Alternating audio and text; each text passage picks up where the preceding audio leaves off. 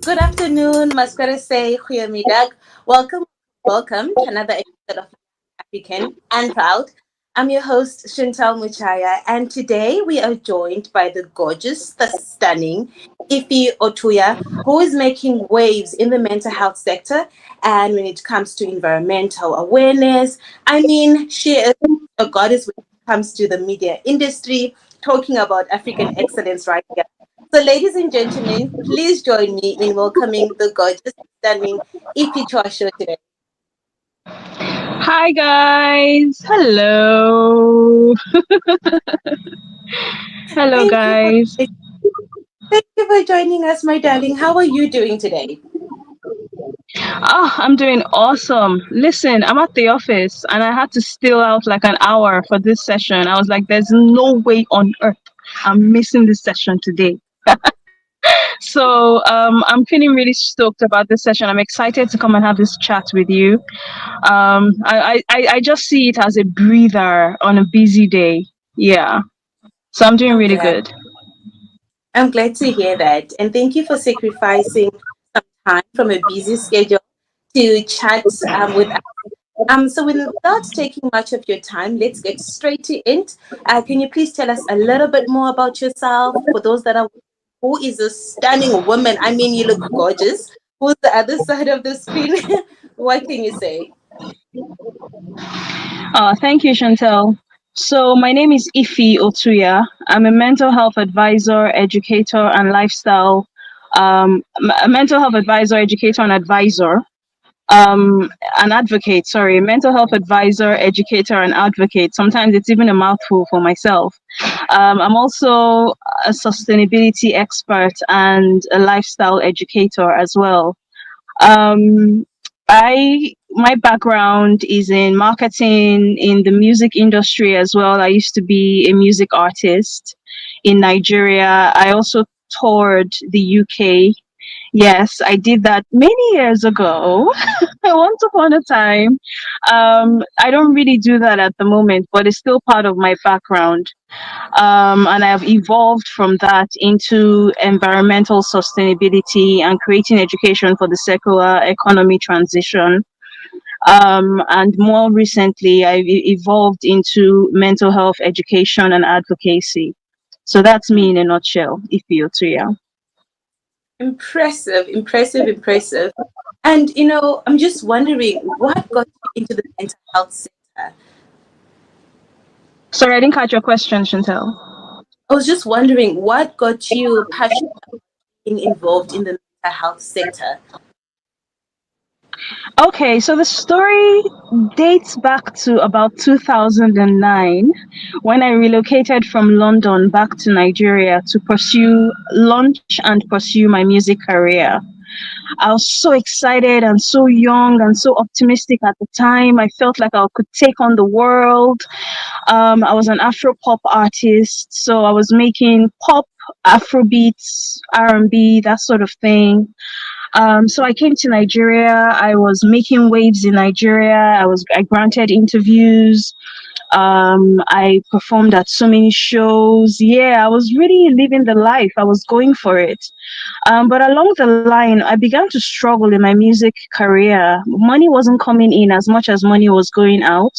A lot of people wanted me to perform at their events, but to promote myself rather than to just pay me for my services. This was early days in the industry. I'm not saying that that's what they do in the industry now. I'm just saying that at the time, it was very common to see that happen. I'm sure it still happens to some degree now, but you can imagine what it was like. If it's happening now, imagine what it was like back in the day when the industry was still formless and hadn't, come out as much as it has now. Um, so, with that kind of struggle in my career, I took a hit mentally. I began to develop paranoid schizophrenia as a result of that situation that I found myself. It was a very dark and depressing time for me. So, over the course of the next few years, I developed paranoid schizophrenia. I was diagnosed with paranoid schizophrenia in 2015. So that took me some years to actually get there. So when I was diagnosed, it was like the most shocking thing that anybody could ever say to me that I had paranoid schizophrenia. I was like the most vivacious, the most go getting, the most self driven person. It just seemed like the wrong candidate for paranoid schizophrenia. Hello. So as a result of that, I refused to accept the diagnosis. And because I refused to accept the diagnosis, I went through a cycle of relapse after relapse after relapse. I was struggling, to be honest with you, Chantel. I was struggling so bad. The doctors, I didn't want to even, they were like my enemies. You know, you just hated most people who are in a situation like that. They just hate to have to do anything with the doctors. How much more to receive medication? So that's definitely my story. I've been there, done that, bought the t-shirt. But after a few years, 7 years of battle, just constantly going round and round in circles, relapsing again and again and again, I realized that wasn't what I wanted for myself. That wasn't the kind of life that I wanted to live. That if someone wrote a story about my life, all they would write about was paranoid schizophrenia and the effects of it on my life. And that was so depressing. I was like, I had a heart to heart with myself, and I was like, look, child, this is it. This is what we're working with. This is the truth, you know?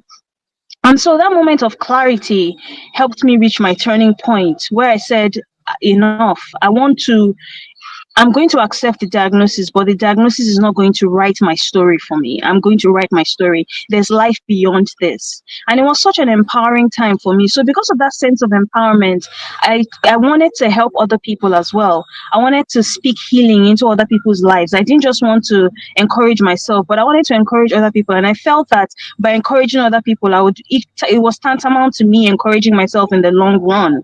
So I wanted to write articles, create stories, empowering stories about recovery, not stories about people struggling and struggling from now till thy kingdom come, but stories of empowerment, people overcoming the darkness and shining a light upon the earth.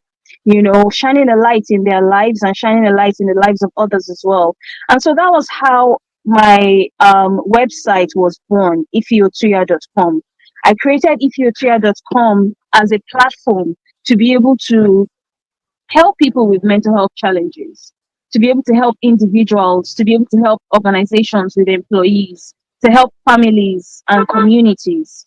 So on my platform, I publish articles on mental health, empowering stories on mental health as well. I create tools. I have a mental health toolkit, which has so many skills that people can use daily to help them keep mental illness away. There's something I say, which is a mental health skill a day keeps the psychiatrist away. So I have a toolkit of over 70 skills that people can use daily, and it's free. You don't have to pay me for that. You know, of course, I do have paid services as well. Like I have a paid advisory service which provides guidance and support. But there are also free elements. And so, in a nutshell, that's how my website was born. But the website doesn't focus on just mental health, it also focuses on environmental sustainability, particularly through e-waste management, electronic waste management.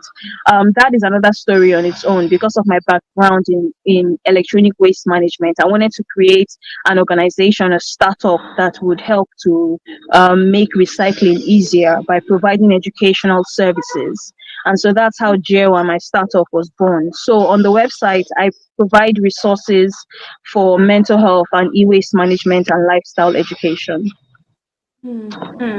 I love that. Love that. And for me, what really stands out with your story is that you went through these difficult challenges in your life, after experiencing all this greatness, all this success, it felt like it was like, this doubt. And it sounds like it was a very, very difficult time in your life. And I'm so sorry to hear that you had to experience that. But I love how you were able to say, you know what, this is where I am now. I need to accept my situation and find a way to move forward. So well done. Well done to you on that one. Thank you. And if there's Thank someone you. wondering, what is e-waste management? What do you have to say to them? Because you mentioned that, that's something you're involved in.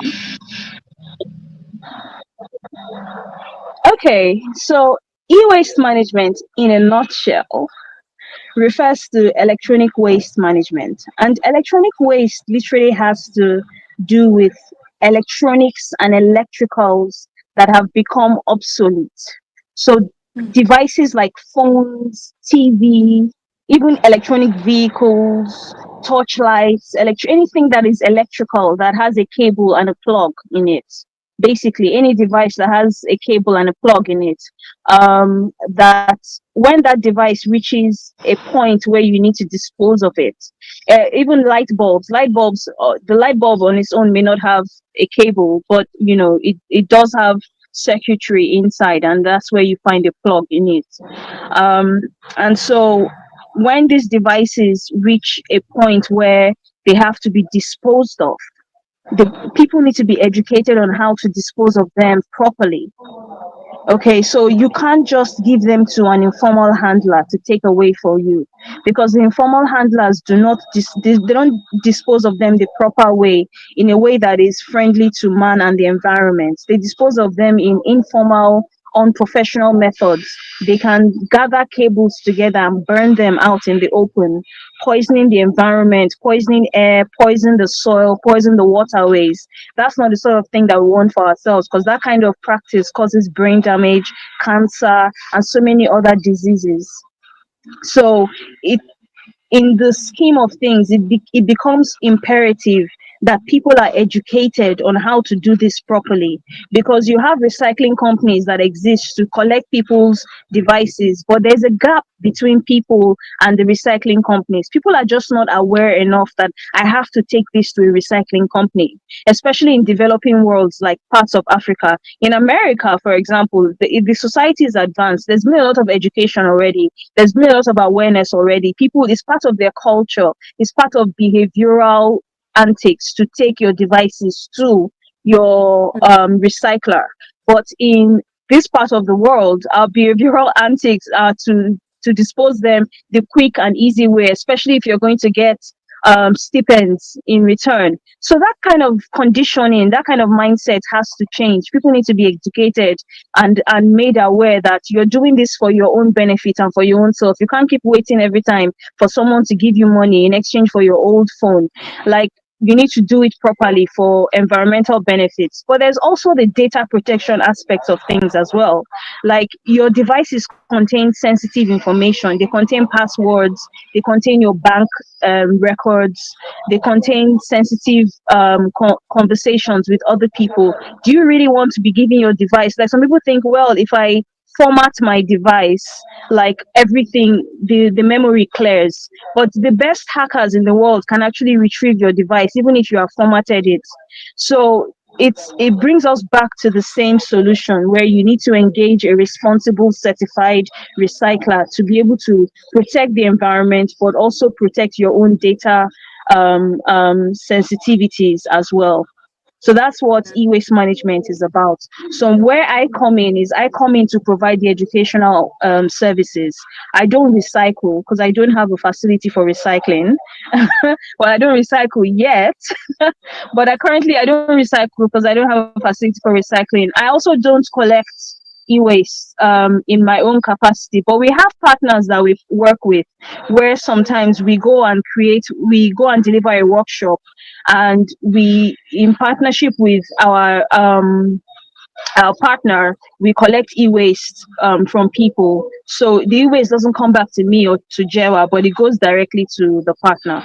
So within that capacity, I maybe do collect, but on by default, I don't collect e-waste and I don't recycle e-waste. What I do is I provide educational services, awareness drives, awareness initiatives, education workshops to educate people on the dangers and perils of not recycling properly. That sort of sector, that niche is where you find me within e-waste management. Impressive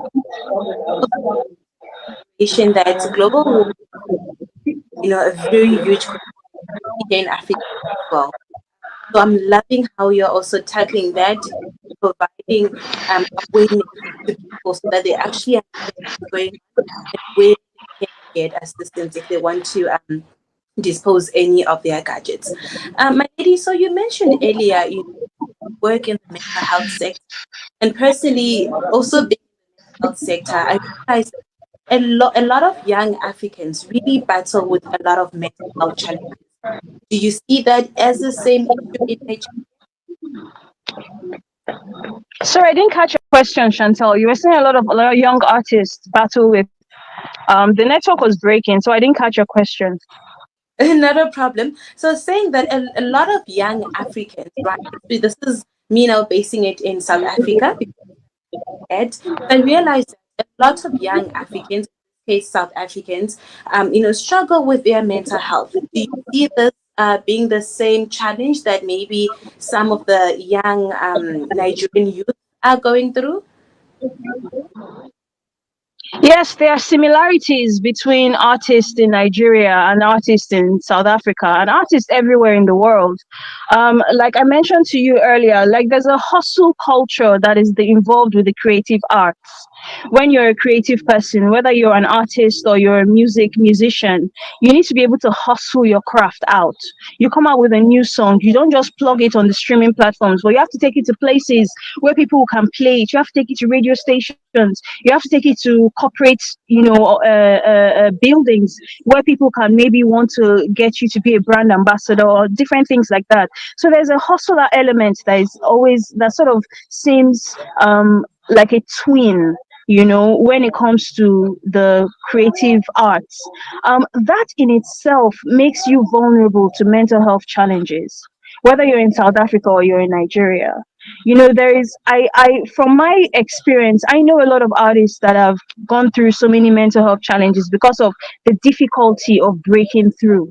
There are so many opportunities now, and with AI coming out, I personally, I feel like maybe the music industry might be calling me back with AI coming out. It just seems like it saves on money and it saves on productivity. But some people are like, well, you won't be using your voice, so what's the point doing that? And I'm like, hello, I can afford to sacrifice some authenticity for productivity and the other things. And also you'll be giving hope to people. So it depends on what you feel you can get out of it, and what you feel it's giving to you. But yeah, I'm saying that there are more opportunities now with AI coming out, things are maybe a bit easier or the journey might be smoother. But there are still some challenges that stand regardless, the fact that you have to hustle things out if you want to blow, if you want to break through. So I think that the challenges that a lot of Nigerians face are similar to the challenges that South Africans face, because the landscape is pretty much the same. But maybe in Nigeria it might be easier because everyone knows that Nigeria is like the music capital of Africa, right? Right? Okay, that's Nigeria is like ahead, right? debatable, but all Nigeria, right. Nigerians are like the mamas and papas of this game, right? Like we have the artists, right? They're coming out every day. They're going global every day, right? I know you guys have Tyler, but I'm saying, do you know what I mean? Okay, let's not get into that one. But I think there are similar struggles, yeah, across board. Yeah, definitely. All right, so I choose not to comment on this one because it's quite debatable. But yeah, I completely agree with you that there are challenges that they're facing, and there's something that needs to be done. So, talking about something that needs to be done, in your perspective as a mental health, say, practitioner, what do you think needs to be done to support these Well, what needs to be done to support these artists, right? There With my platform, for example, I've created a lot of educational resources. There was so much, like I often say when I speak at events, because I get invited to speak on mental health sometimes. And I often say when I speak at events that if I know now the things that I knew then about schizophrenia, I don't think that I would have developed schizophrenia.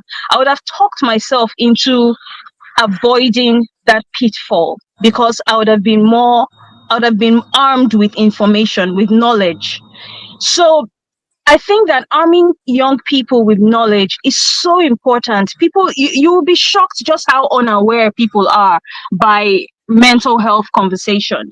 When you mention schizophrenia to some people, they're like, "What's that?" Like maybe I've heard of it in a movie or something, but it's not. It's not like first-hand knowledge to me. And so obviously that indicates that there needs to be a lot of education work going on there. So that was one of the reasons why education was so important for me from the get-go. Like, I'm not even big on, I know some people are quite big on the legal aspect of mental health, like advocacy for laws, changing laws and regulations and things like that. Like, that's not my strong point. I'm not big on that. But when it comes to education, educating people on what mental health challenges are, what mental illnesses are, how to overcome mental illnesses, what simple things you can use to overcome mental illnesses, that's my strong point. And so that's a niche that I see as very, very important and very powerful. Education is powerful, as very powerful to educating and changing the growing crisis of mental health, especially among young people in the music industry. Definitely, definitely. And I'm loving all these diverse initiatives they have, whether it's in the media sector, mental health, environment awareness. All your initiatives are all aimed at providing people with easy access to resources, awareness, and ensuring that they better their lives. So well done. Well done to you on that one. Thank you. Thank you. So if there's, Thank you. so if there's anyone watching us right now and they're thinking, I'm blown away. I'm impressed by the work that Ify is doing right now, and I would love to support her initiative. How can they support you? What do you need assistance with right now the most? Okay, so I have a list of things or ways that people can actually support me. I came armed. But I love this part. I love this part because it's one thing to come up with a cause that people feel, people believe in, and people see has potential. But it's another thing for people to actually get on board, from a viewer to actually a partner in what you're doing as part of your movement or as part of your cause. And that's so important. That's the factor that changes the game. One way is sponsoring and partnering with Ify Otuya. You can actually sponsor and partner with us.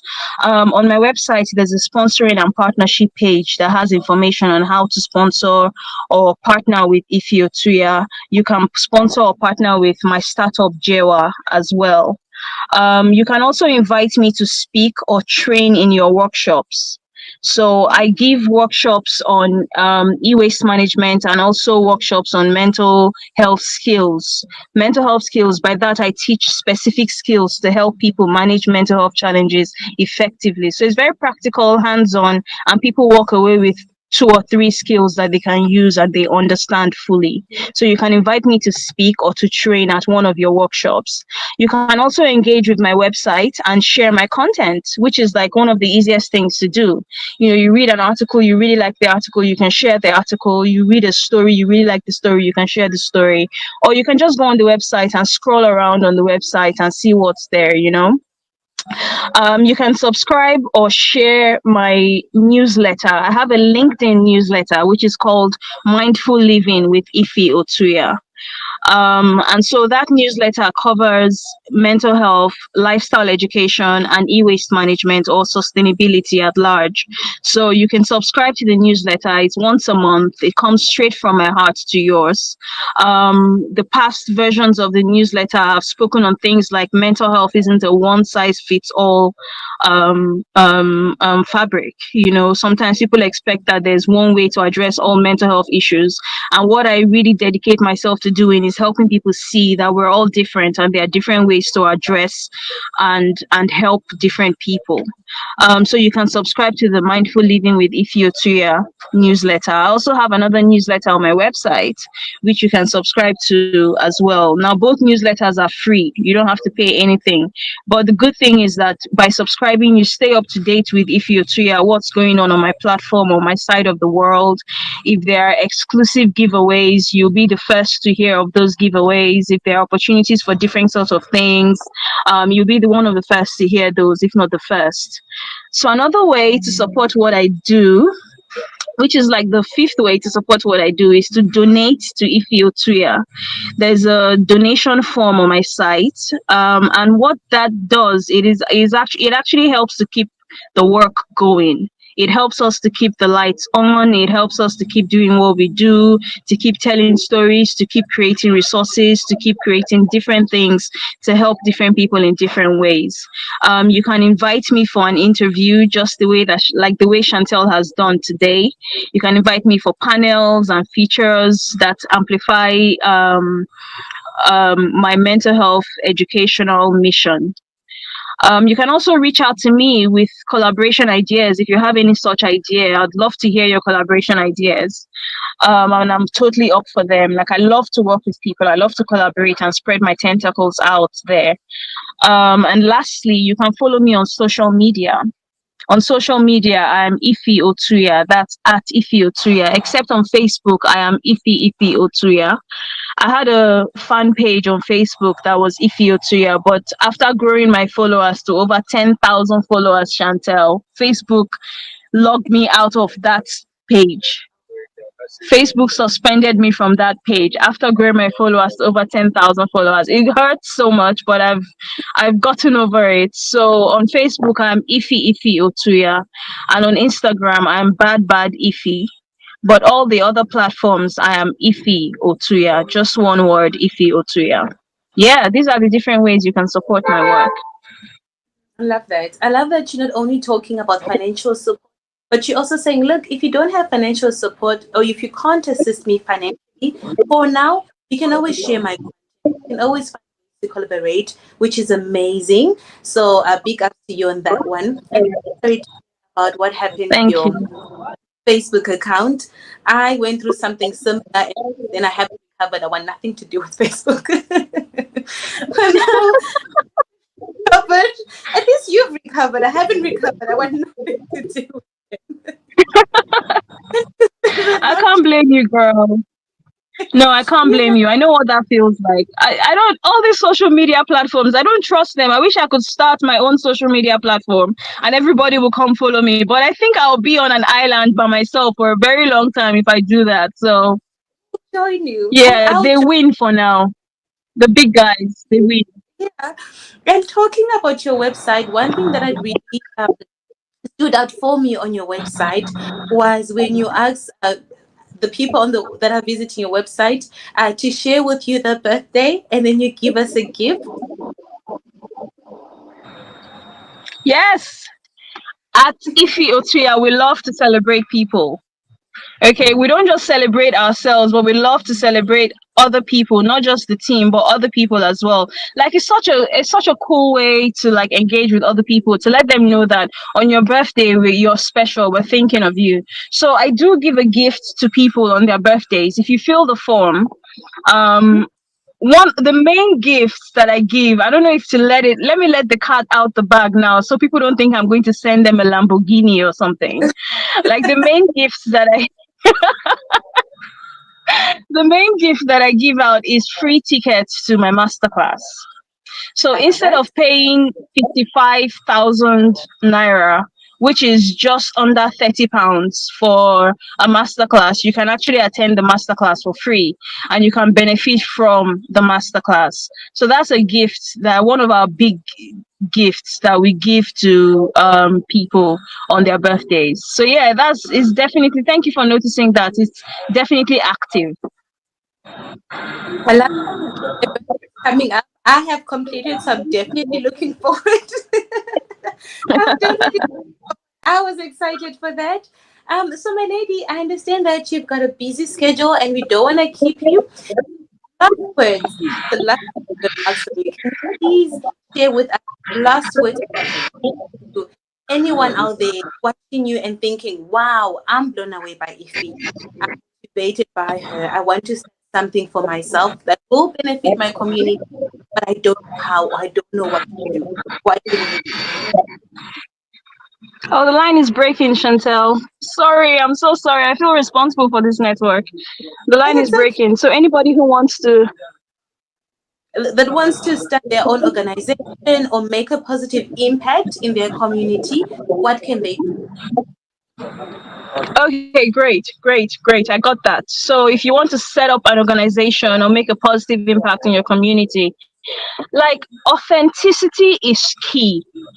Whatever you do, you have to live and breathe it. It has to be an extension of you, something you believe in so much. Because trust me, there will be days that you feel like, why am I doing this? I don't have time for this. I'd rather be doing something else. I don't know what that something else is, but I feel like I'm meant to be doing something else. There'll be all these distractions. And on those days, it's the reason that got you started that will root you and bring you back to the table and say to you, this is where we're meant to be, and this is why we're doing what we're doing. So you need to be authentic about things. It has to be an extension of you. You can't just do it because someone else does it and they make it look good. You can't do it because someone else tells you, oh, it's what you should do.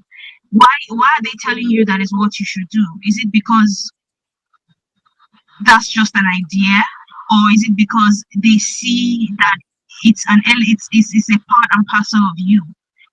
Is it an extension of your beliefs? Is it an extension of your talents? Is it an extension of something that a burning desire on the inside of you? So when I started with my mental health advocacy, I was so like I was filled with a burning desire to make a change. I really wanted to change myself and change other people. Like I wanted to Mm, do it so bad. But I had to, mm, this leads me to the next point. I had to put in the research as well. So it's one thing for you to be authentic about why you're going into what you're going into, but it's also another thing to be fully armed before you start doing that thing that you're doing. You need to be informed about it. You need to be knowledgeable about it. If you feel you're not knowledgeable enough, then now is a good time to start researching on that thing. The fact that you're not knowledgeable enough right now doesn't mean that you shouldn't be doing it. It just means there's a bit more work to be done, right? And so these are the two main things that I think that will really help you go far if you want to make an impact in your community. One, be authentic about things. What do I love? What am I passionate about? Because that's what will keep you going during the dry seasons. And number two, am I knowledgeable enough to be prepared enough to start this thing? If you aren't, then it's okay. You can do your research and get yourself ready. I love that. I love that. Thank you for sharing. So, what Ify was saying is that number one, you need to be passionate about it, do your research about it, have the capacity, and just follow your heart and know that if you're passionate about it, you love it, you've done your research, then it's just you and the world, and it will definitely work in your favor, not only in your favor, but that and when tough times come, that reason that made you want to partake in this activity, that passion is what's going to keep you and make you stay and keep on going because it gets tough, eh? It gets tough. Yes, it does. All right, my lady, thank you so much for joining us. Everyone who joined us today, thank you for participating and watching. I hope you learned a thing or two on what issue if he shared today. And as she said, you're more than welcome to go on the website, read more about her, get your free gift, subscribe, support her, donate. She's doing amazing initiatives, but she can't do it all on her own.